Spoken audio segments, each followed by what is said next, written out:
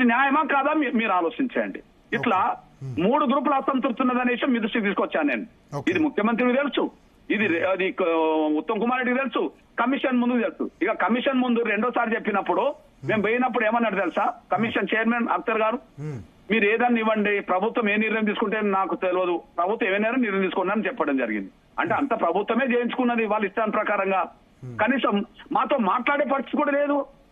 గౌరవ ఆంధ్రప్రదేశ్ ముఖ్యమంత్రి చంద్రబాబు నాయుడు గారు మాతో సంప్రదింపులు చేశాడు, మాలా మాదిగా ఎమ్మెల్యేలు కూర్చోబెట్టాడు, మాలా మాదిగా మంత్రులు కూర్చోబెట్టాడు, కమిషన్ ముందుకు వాళ్ళను పంపించి మీ అభిప్రాయం చెప్పండి అని చెప్పాడు.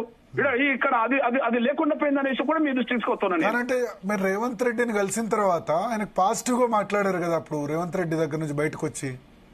నేనేమన్నా వర్గీకరణ ప్రక్రియను ముందుకు తీసుకెళ్తానందుకు స్వాగతించాము, సమర్థించాము. కానీ వర్గీకరణలో కొన్ని లోపాలు ఉన్నాయనే విషయం ఆయన ముందే చెప్పామనేసి ఒకటి చెప్పాను కదా, మీ ముందే చెప్పాను కదా టీవీల ముందు. లోపాలు ఉన్నాయని చెప్పి ఇక్కడ మీ దృష్టికి తీసుకొస్తున్నా. ఒక విషయం గమనించండి, ఇది మా విజయమే, ఎవరో మాకు ఇచ్చే తీసుకునేది కాదు. రేవంత్ రెడ్డి గారు ఇచ్చే మేము తీసుకునేది కాదు. ఓకే, రేవంత్ రెడ్డి గారు ఇంట్లించేది కాదు. మా 30 ఏళ్ల పోరాటం దక్కిన విజయమే. కానీ విజయమే గాని సంపూర్ణ విజయంగా మేము చూడలేకపోవడానికి కారణం ఏంది? మా మా పర్సెంట్ ఎందుకు తగ్గింది? అక్కడ ఆంధ్రప్రదేశ్ లో మీరు గమనించండి తమ్ముడు, ఆంధ్రప్రదేశ్ లో ఆ పర్సెంట్ కూడా మేము కోల్పోలే. 6.5% ఇస్తున్నారు కదా ఆంధ్రప్రదేశ్ లో. అవును, అక్కడ అంటే 6.5% అంటే 6.5 వచ్చిందంటే కదా మాకు. అంటే జనాభా పర్సెంట్ కూడా మేము నష్టపోలే కదా. ఒక విషయం మీరు తీసుకొస్తున్నా నేను. అంతకుముందు డి గ్రూప్ ఉన్నది అక్కడ. డి గ్రూప్ లో ఆది ఆంధ్రులు ఉన్నారు తమ్ముడు. డి గ్రూప్ లో ఆది ఆంధ్రులు ఉన్నారు. 1% ఉండే. ఆ డి గ్రూప్ లో ఉన్న ఆది ఆంధ్రులు తూర్పు పశ్చిమ గోదావరి జిల్లాలో మాలలు ఉంటారు. కానీ అదే చిత్తూరు, కడప ఇతర జిల్లాలో మాదిగలు ఉంటారు. కాబట్టి 1% నువ్వు ఒకవైపు తీసుకెళ్లొద్దు, అది సి గ్రూప్ లో కలపొద్దు అని చెప్పి మేము ఆర్గ్యుమెంట్ పెట్టేశాం. ఓకే, అప్పుడు ఏమైంది? ఆ 1% 50-50 పంచిండ్రు కదా. అంటే అందువల్లనే 6.5 మాదిగలకు అయింది, 7.5 మాలలకు అయింది ఆడ. దీన్ని బట్టి అర్థం చేసుకోండి. అంటే మేము ఆ పర్సెంట్ కూడా కోల్పోయలేదు, కానీ ఇక్కడ 1% పైగా మేము కోల్పోయినాం. అయినప్పటికీ ఇది మా పోరాట విజయం. ఎవరో మాకు ఇస్తే మేము తీసుకునేది కాదు. కానీ ఇంకా సంపూర్ణ న్యాయం చేయకపోవడానికి రేవంత్ రెడ్డి గారే కారణం.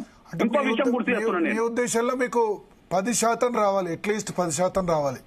మినిమం 10%, బి గ్రూప్ లో మాక్సిమం 11%. Minimum 10%, maximum 11%. ఇక్కడ విషయం ఇంకోటి చెప్తున్నాను నేను. చంద్రబాబు నాయుడు గారు ఇచ్చిన మాట నిలబెట్టుకోవడానికి ఒక ఉద్యోగం కూడా భర్తీ చేయలే. ఎస్టీ వర్గీకరణ జరిగేంత వరకు ఉద్యోగాలు భర్తీ చేయని అన్నాడు అతను. ఇప్పటికి భర్తీ చేయాలి ఆయన. కానీ రేవంత్ రెడ్డి గారు గత నోటిఫికేషన్లు కూడా వర్గీకరణ వర్తింపజేసి ఉద్యోగాలు భర్తీ చేస్తామన్నాడు. చేసిండా? ఉద్యోగాలు వర్గీకరణ లేకుండానే టీచర్ పోస్టులు భర్తీ చేసిండు, మొన్న జూనియర్ లెక్చర్ పోస్ట్ భర్తీ చేసిండు, మొన్న గ్రూప్ 1 పరీక్ష ఫలితాలు ప్రకటించిండు, గ్రూప్ 2 ఫలితాలు ప్రకటించిండు. ఎందుకు వచ్చింది ఇంత తొందర? ఇవాళ చట్టం రాబోతూ వారం రోజుల్లోనే ఎందుకు ఇవన్నీ చేసిండు?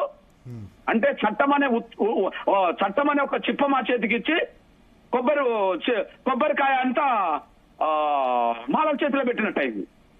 వర్గీకరణ విషయంలో మా సంపూర్ణ పోరాటం సంపూర్ణ విజయం కోసమే చేశాం. రేవంత్ రెడ్డి గారు మాకేం భిక్షం ఇయ్యలే, మా పోరాటానికి సంబంధించిన విజయం అది. కానీ జరగాల్సింది కూడా జరగలేదనే విషయం గుర్తు చేస్తున్నాను. కానీ వాళ్ళ అసెంబ్లీలో ఒక మాట వివేక్ మాట్లాడుతూ